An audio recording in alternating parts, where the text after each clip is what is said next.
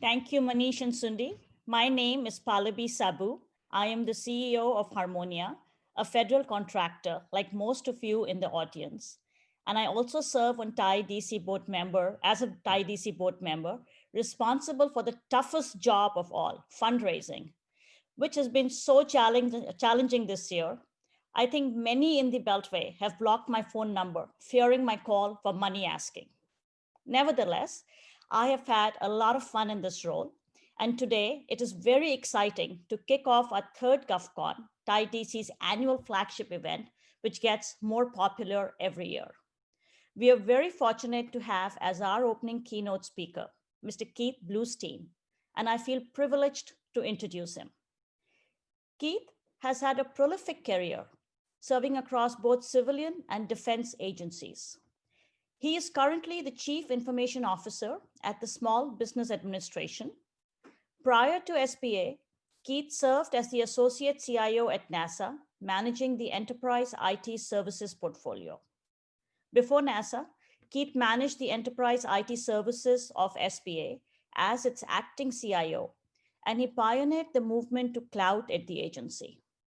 Prior to SBA, Keith served as the Department of Navy's Special Access Program CIO, where, besides managing the IT enterprise services, he executed the overall technology strategy for the Navy's classified acquisition mission.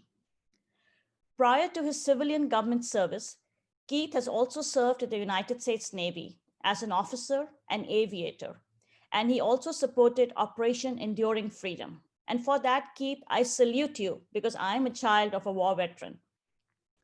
But before I hand it over to Keith for his speech, a note to the audience.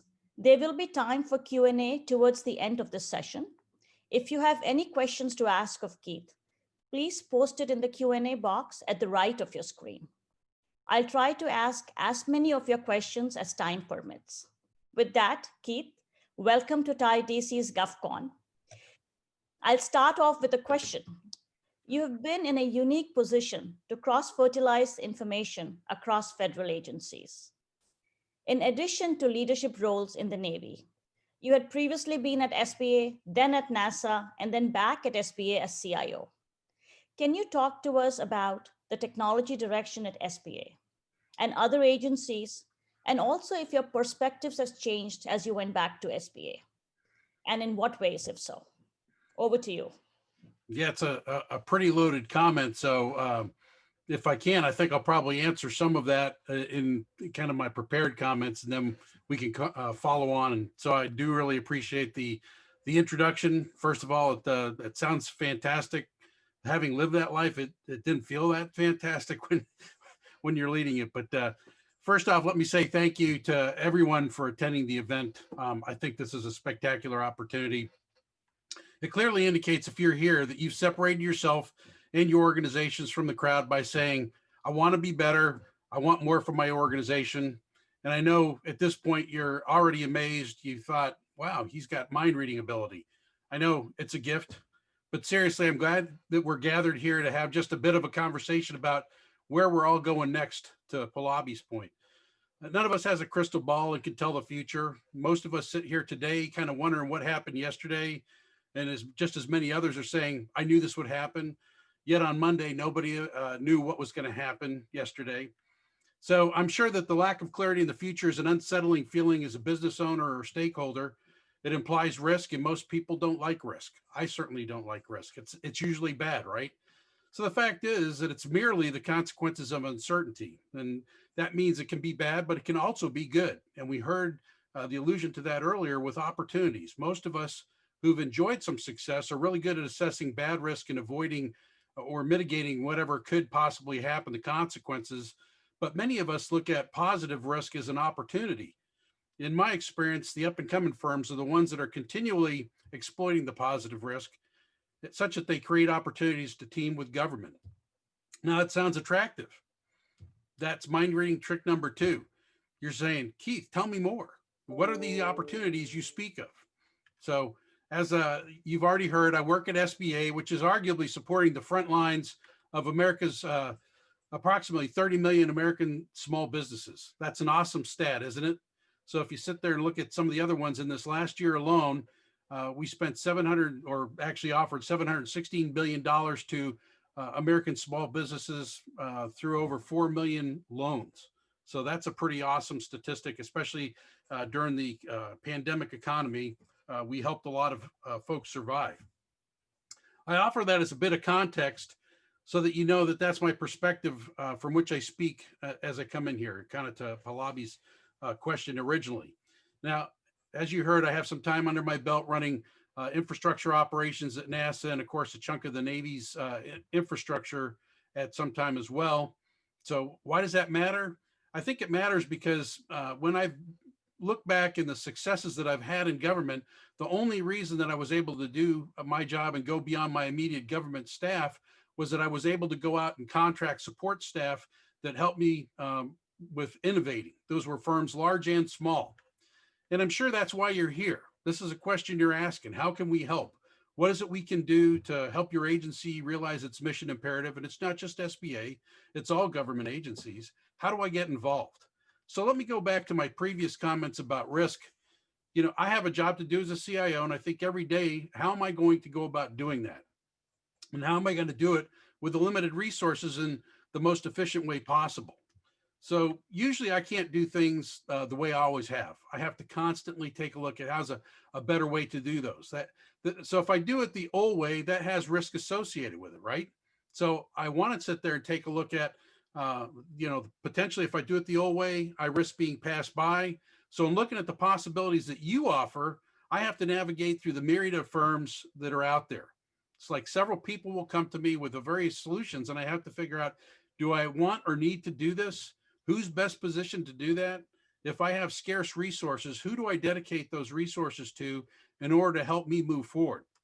So at SBA, we're constantly assessing all of these questions, but as is seemingly all too common, we're put on pause and we await the passage of a formal budget. So we're in this continuing resolution holding pattern. So one tip for you, for the people that are out there, that's a reality. It's not just an excuse. And I assure you that federal CIOs are just as frustrated to not being able to move on great ideas and do new things just as you are, because we can't or won't during the CR. So please allow us some grace in these circumstances. We want to move forward just as you want to move forward with us. So given all that, I have to use judgment and experience to figure out my own tolerance for new innovation, as well as who can help me with that innovation. So ask yourself, who are you? What is your organization? What do you bring to the table? I want an organization that's as invested in my success as they are in theirs. I want a team member that is fighting in the trenches to get to the goal line as badly as the agency wants to get there. That kind of bond has always been the key I've seen over the years to regular success. I understand you're in business to realize the American dream and to exercise your rights in a capitalist society, but the teams naturally separate themselves from the pack over time. That's not only a culture and a business orientation, but I think it's a recipe for long-term success. Certainly, that's what I have seen in my career in government. So let's get down to some brass tacks here. We have many small businesses. I know there's a prevailing mindset that sometimes government goes for smaller boutique firms for innovation and these large firms for routine services like infrastructure and such. But the stats may bear that out, but I think you're going to find that it doesn't have to be that way. We find that a lot of the technology today that is emerging is just as easily advanced by smaller firms as it is by larger firms. So when it comes to our infrastructure laydown, we're looking at a different way of approaching that. So let's go back to my previous comments. What value do you represent? If I have a problem, can you solve it? If so, how? More importantly, can I trust you? If I partner with you, do you pose more or less risk than I already have? These are serious questions that go through my head, even when I'm considering any type of move. So a lot of companies come in and they propose great innovations. Do I need them? Can I do that in-house with my organic assets? Or do I have to outsource? I have to sit there and go through that calculus routinely. So how much do I outsource? How bad do I want it? Insider tip for me, and I suspect from several federal CIOs, is that we walk a perilous walk when we overextend ourselves into the contractor-owned, contractor-operated space. Sometimes that's very convenient, But we have to make sure that we have an optimal mix for many organizations, and that is to retain high level expertise on the government side so that we can provide effective guidance and oversight to support vendors who are best qualified to actually do the work. That's comfortable for me. It's comfortable for most federal CIOs. But what about the next best thing? What about innovation? There's an absolute imperative in this. And let me harken back to the United States strategy of island hopping and leapfrogging in the Pacific theater during World War II. Japan had done a tremendous job occupying and fortifying islands well out from mainland China, and they were protecting the homeland. So American forces had the option of battling in direct assault, which was incredibly difficult and costly in lives, or they could innovate and simply leapfrog the occupied islands to islands that were either lightly occupied or not occupied. They got closer to the goal with little resistance or utilizing minimal resources. They avoided significant casualties. In this environment of austere resources, we have to innovate and take the same approach. How do we get close to the next objective?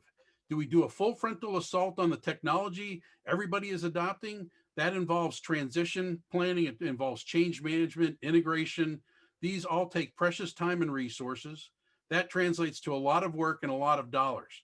So pay attention. Here's where you provide value and become the valued partner. What can we do to bypass the next logical step by adopting the Pacific strategy and leapfrogging to the innovation beyond the next step? Can we go directly and invest in the next generation? So many of you have heard of Gartner, the global consulting firm. They coined a phrase about 18 months ago that's very apropos in what we're seeing in the digital environment today. They talked about continuous next. And that is where we sit there and we innovate so rapidly that nowadays, as we are implementing current new technology, innovations are happening such that before we fully implemented the new technology, an even newer technology has come in and we're almost obsolete by the time that we're finished with that original new technology. So we want to be able to take a look at how do we get that new tech in here so that it's not obsolete? What is the next thing, and how are we constantly taking a look at what's beyond the horizon? Now, do we need to adopt everything new? No, we don't. It would certainly be nice. And I know most of us would like to operate in environments where we have unlimited resources and unlimited time. We don't have that. So being that we can't invest in everything, we want to pick and choose our landing spots. So what does that mean for you? And what do you want to be doing over the next couple of days in the conference here? Take a look at what is out in the market. You know what you bring to the table. What are the problem spaces people are dealing with, and how can you be the trusted partner that comes in to leapfrog into the best spot in the future? So it sounds simple, doesn't it? But as with anything, it's easier said than done. So we have to shift our perspective to be able to fully see through the eyes of the CIO or the organization. Can you understand the myriad of considerations within their ecosystem? Do you understand the resource challenges that they have? The more you can understand where the leaders of the organization sit in the ecosystem, the better position you'll be to be able to provide some suggestions or even solutions to help them get closer to where it is that they want to go. This is not generally a one and done thing. It takes time. It takes proactive engagement and listening. And several of you out in the audience, I've worked with you before, you've done that. It takes getting intimate with the customer. When I say customer intimacy, I mean something very specific. So many of us become very loyal to brands or services. And why is that? It's because we know them, we trust them. We might say they never let me down. Thinking back to what I said earlier, getting close enough to me and knowing my organization, my ecosystem, problem space, or just general issues will help you solve for those. And if you can help me solve for those, I want you by my side. If you can start getting close, I will be able to tell who is trying to help me as opposed to those who are just looking to separate my hard-earned resources from me. That's kind of a little bit harsh, but sometimes the truth hurts a little bit. So bringing this home, I want to once again thank you for making the investment of your time in the event. I think that you're going to be able to glean some fascinating insights into some of the technology that we want to leverage such that you can help agencies or other businesses innovate. So for instance, we'll be talking about cloud. What can cloud technology really do? There's lots of promise, but is it the magical cure? Haven't we all heard that it will save us money and time? I can tell you personally, I never use the phrases cloud computing and saving money in the same sentence. So if you think of the logic, we're replacing physical activities with virtual replication. So what changed in all of that? Did I suddenly stop having to spend money? Perhaps I stopped having to invest in updated equipment, but doesn't my cloud provider have to do that as well in order to provide my hosted instance? Are they not going to pass that cost on to me? Of course they are. So in the end, that cost is embedded in my cost now for the service. So you're going to pay either way. So savings is an illusion. Now, the true advantage to cloud computing is that we can be much more agile and elastic in the virtual space. And we saw SBA needed to do that tremendously when the CARES Act was passed. And suddenly, within about 3 days, we were told to get billions and billions of dollars out the door to America's small businesses. So I'll give you an example. If I decide I want to change my infrastructure orientation, I can do that in a very short period of time if I'm in an elastic environment versus deciding what new equipment to get, going through the federal procurement process, obtaining the new equipment, provisioning and implementing, and then decommissioning and disposing the old equipment. I know. I'm exhausted just going through the list of things that I have to do in order to get there, right? So let's stipulate that cloud computing is good and we're going to do it. We just have to carefully consider how we want to do it. Many of us have heard the term lift and shift, like we can just transfer everything we have wholesale into the cloud. Certainly we can do that in many instances. And then when you do, you actually find that you have not optimized your operation. And now we're paying a large amount each month just to keep these inefficient systems running in the cloud. What we should have done, and this is one of the things that we are constantly taking a look at in the market, what we should have done is taken a careful look at everything that we have, assessed what things should go to the cloud and take advantage of cloud benefits, and what stuff should just stay on premises or possibly go away. Can you help us do that analysis? Now that is real value.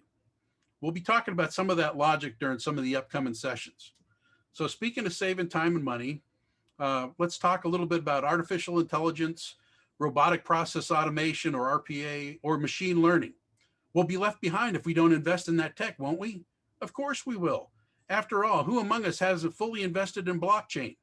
If you recall back in 2017, we all heard that, oh, that's it. That's the future is blockchain.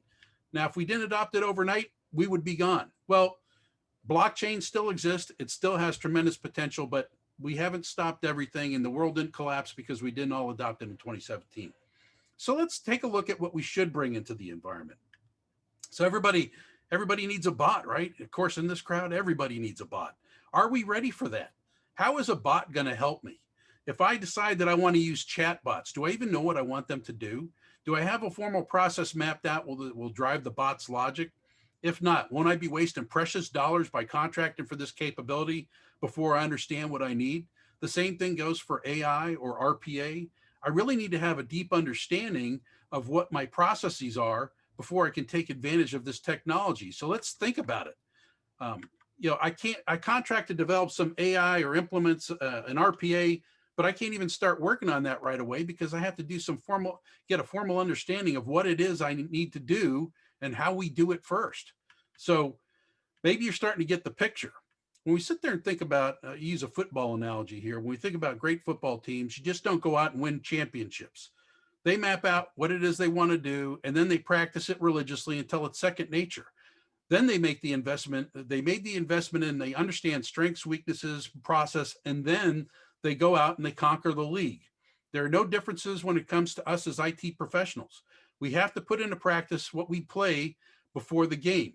In the end, I'm not saying that these are not fantastic technologies. They are in their own right, but we must all judiciously innovate and apply them where they make sense. I'll quote from a former NASA chief scientist who said, "Exploration without science is tourism." The point being that we must have a purpose to our innovative technology, or it's just another shiny object. And trust me, federal CIOs don't need the distractions of shiny objects. We need results. Certainly, few fields are more results driven than cybersecurity. We'll help apply some sanity and focus in that dynamic and changing area too in some of the sessions that we have. One final comment on cybersecurity and people that offer X as a service, and there are several of you out there that offer some innovations that are coming up. We all know that FedRAMP is really got kind of table stakes for people coming in to offer X as a service. So with that said, many of you recognize that that's the bare minimum set of minimum security controls that are required for government data. Most agencies tailor additional control sets depending on what it is what their environment they're operating in. So there's additional work required just to meet the minimum set of agency needs. Does that mean if you're not FedRAMP certified, you're out in the cold? Heavens no. At one point, nobody was FedRAMP certified. People had to go through the process. Uh, in fact, at SBA alone, we have sponsored several different organizations that have actually gone through that FedRAMP process because they were helping us achieve an end. So something to consider in there when it comes to if you're offering these types of services and things that you can bring to the table. If you don't have that FedRAMP certification, that is not a showstopper. So I want to talk briefly too. I kind of alluded to this a little bit here. I often refer to our environments as ecosystems because we all have to be able to interoperate in the same virtual world. We're dependent on you, and in many cases, there's obviously mutual benefit if we partner together. So seek to leverage where you can. Don't assume there's no path to success. You need only ask. So in closing, let me implore you to please enjoy the next couple of days. There's a lot of people that are going to be participating in this. It's an impressive agenda. I hope that you will participate in discussing the innovation as well as the mechanics and logistics of how we bring you into the fold as part of the federal contractor force, including how to find and exploit those opportunities. So thanks again for your attention, and may you enjoy great success in the months to come. So now I welcome any questions that people may have for continuing dialogue. Keith, you're in the hot seat because I have tough questions for you in the chat. I'll start with the easier one. So, you referred earlier on to small businesses and large businesses. And I find a lot of us small businesses find that large businesses find it easier to work with any agency, not only SBA, but census or agriculture or you name it. As a CIO, do you think there's a benefit in a large business versus a small business? Because the mantra on the street is that innovation comes from small businesses, but stability comes from large. What is your perspective as a CIO? And do small businesses really need to partner with a large business always to kind of win? So I don't know how to crack the nut, if you will, on government contracting and getting, this is something that I've been dealing with for years, where smaller businesses that have great ideas, how do we get some of these other contractors in there? And it's always the large X Corp that comes in and wins that.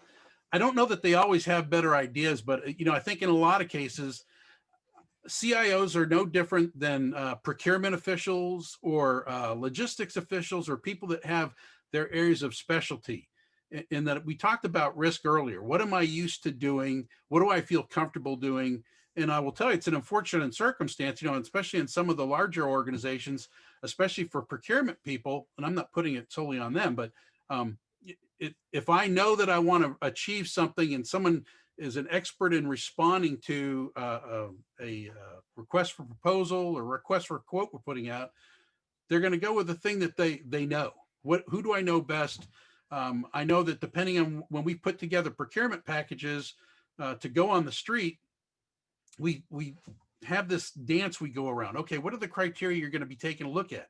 And you're always kind of concerned about, okay, prior performance, or do I want to sit there and give more merit to technical proposals on how they're going to solve certain problems? So I don't know that there's one size fits all in there. And I think what it really boils down to a lot of times is, I've kind of alluded to it earlier, kind of getting intimate with your customer, on any of these procurements. If you are kind of pounding the pavement and you're visiting these people and understanding what is coming up, most folks in the Fed, certainly most federal CIOs, are going to tell you about things that are coming up.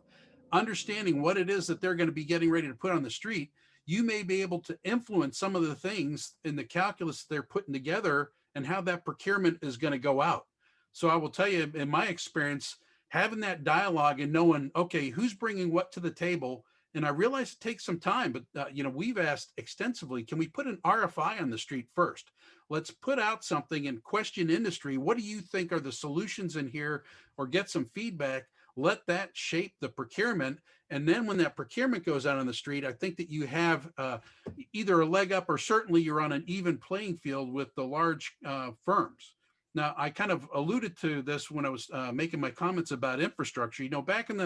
Back in the day, and it's not like that day's gone yet, but if I wanted nationwide backbone infrastructure, I'm probably going to a couple of large infrastructure providers. There's probably not some small business that provides that, but there's technology out there now when we sit there that can leverage some of those things. And we see this in the cell phone industry, but there's technology that can leverage end-to-end connectivity. I don't care how you got from point A to point B, as long as you did that reliably. So small companies can compete in that space just as easily as somebody who owns all of that landline infrastructure or the fiber backbone and those types of things. So I guess that's like a long-winded answer to say that I don't know that it's always going to be.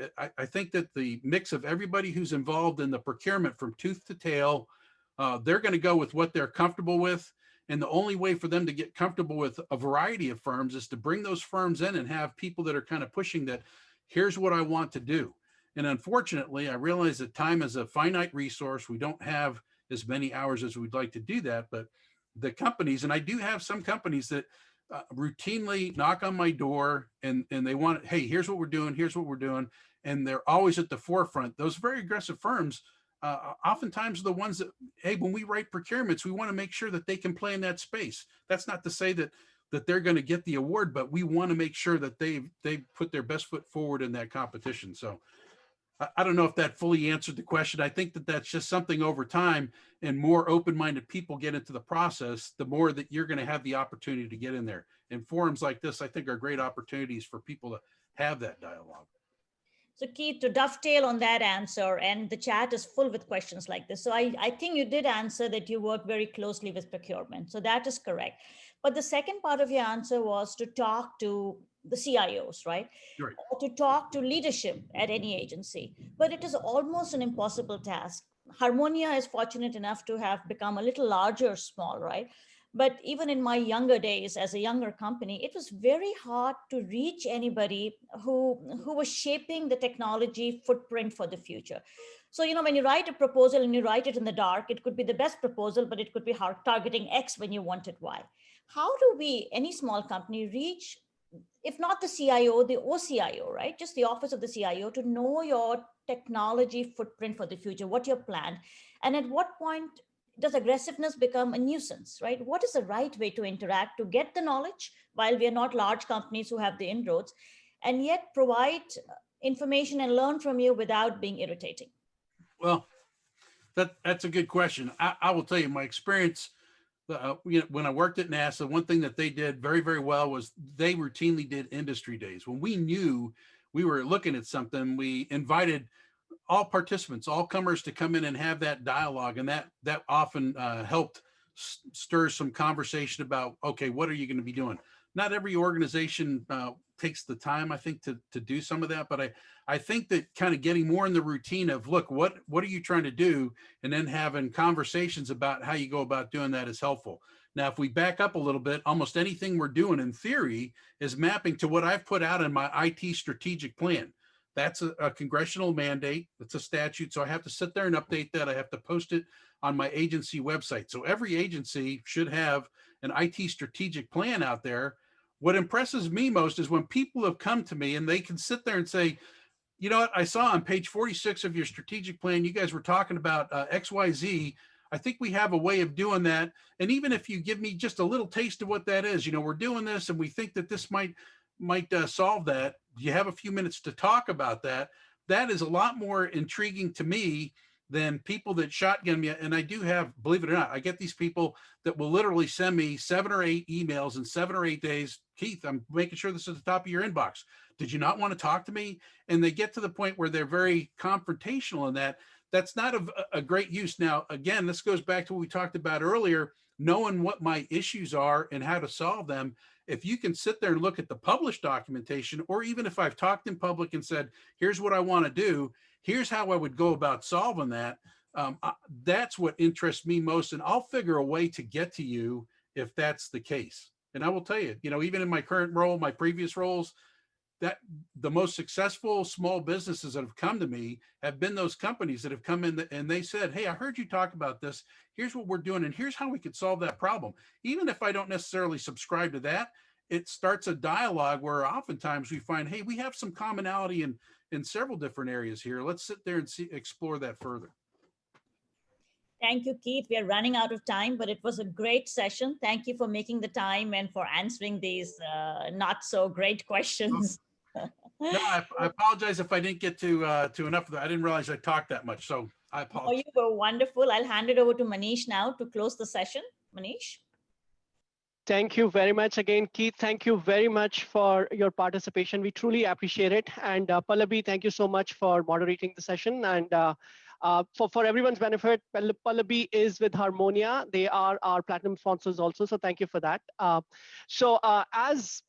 From what I heard from Keith, I think there are a lot of opportunities, not just with SBA, but with other agencies also. As he mentioned about innovation, infrastructure, cloud, move to cloud. I mean, I got a lot of nuggets myself, Keith. So thank you so much for all that advice. With that, Jennifer, if you could please share the agenda for day one. So with that powerful keynote and opening of the GovCon 2020, I just want to take a few minutes to tell you all what we have planned for you today, day one, in detail. Obviously, we just went through an excellent opening keynote. The next session will be at 11:45. We do see that there are some concerns and questions coming in about how to use the VOVA platform. Just so that you all know, the VOVA platform is designed in sessions, right? So once we are done with this session, and the session will go on all the way till 11:45, then you will have to click on the next session on the agenda to get into that room, right? That's how you hop between sessions. There are no parallel sessions, so it is all sequential. It should be fairly easy to follow. So our next session is at 11:45, which is on emerging technologies, which will be led by Raj Patil, one of our board members, TIDC board members.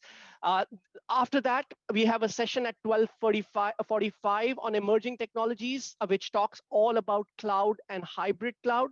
That will be led by Sundi Natarajan, the TIDC's president-elect. After that, at 1:45, we have innovations in cybersecurity, again, led by Mark Emery, one of our board members.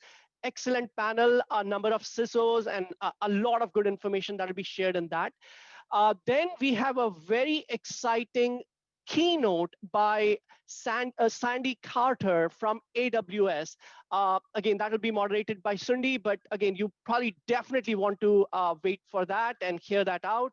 At the end, around 3:15 p.m., which is our last session, we have a number of innovative companies that will be doing proof of concept and tech demos, kind of showcasing their technologies. So in the participants, if you are from the government, if you are from the CXO shop, we definitely invite you to stay back for that session so that you can see some of the innovative technologies that are that have a very good roadmap, especially from government's perspective. Again, today's day is all about innovation, hence the theme around emerging technologies, cyber, cloud, and tech demos and everything. With that, this session again will be on till 11:45, so you all can stay tuned till 11:45. We do want to thank our sponsors, so we're going to play some sponsor messages after this. Jennifer, it's all yours. Oh, thank you, Manish. So as Manish mentioned, we are so appreciative of our sponsors and what they do for us here at TIDC. So we'd like to take this opportunity to thank everyone for joining us. So with that, please thank you to Harmonia Holdings for being our platinum sponsor today. And we'll share a few messages about them.